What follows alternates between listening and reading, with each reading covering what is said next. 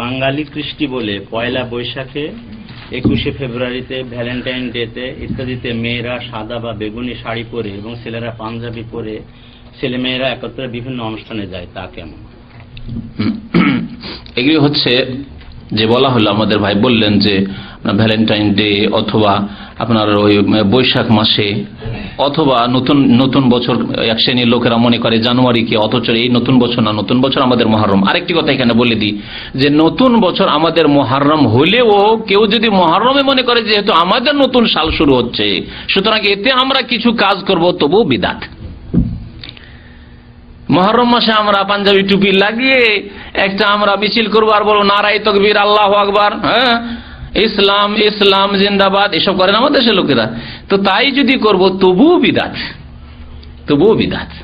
তাহলে যদি আল্লাহ যেই মাসকে পছন্দ করেছেন, যেই বছরকে পছন্দ করেছেন, যার সাথে ইসলামী ইতিহাস জড়িত, হিজরি 1429 হিজরি তা শুরু হবে, তখন যদি আমরা কিছু অনুষ্ঠান করি তার নাম যদি বিদআত হয়, তাহলে কাফের বিজাতিদের যে যে আপনার যে শালগুলি রয়েছে সে বাংলায় শালই হোক, আমরা বাঙালি হিসাবে কেউ ব্যথা পাবেন না, এটি ব্যথা পাওয়ার নাই।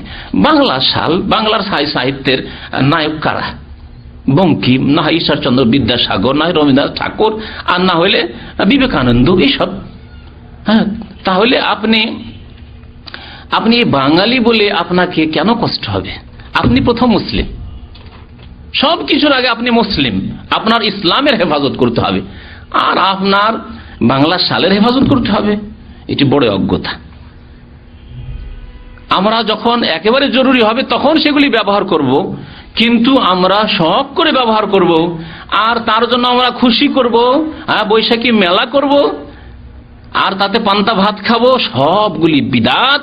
এবং মনে রাখুন, জানুয়ারিতেই করুন আর বৈশাখ মাসেই করুন, অন্য কোনো মাসেই করুন, এগুলি হচ্ছে কাফেরদের অন্ধ অনুকরণ, যাদের সম্পর্কে হাদিস এর আগে বলেছে আমার বক্তব্য, মান তাশাব্বাহা বিকওমিন ফাহুয়া মিনহুম। যেই জাতি অন্য কোন বিজাতির অনুসরণ করবে তাদের দলভুক্ত হবে, তাদের সাথে কিয়ামতে উঠবে। বেনামাজি যেমন কারণ, হামান আর ফেরাউন, উবাই বিন খালাফের সাথে উঠবে, কেউ যদি এইসব আচার অনুষ্ঠান করে তাহলে তাদের সাথে উঠবে। কেউ কি পছন্দ করেন যে আপনি রবীন্দ্রনাথ ঠাকুরের সাথে উঠবেন, আপনি বঙ্কিম চ্যাটার্জির সাথে উঠবেন? এসব পছন্দ করেন? হাই রে মুসলিম, যদি তাই পছন্দ করেন তো আপনার ব্যাপার।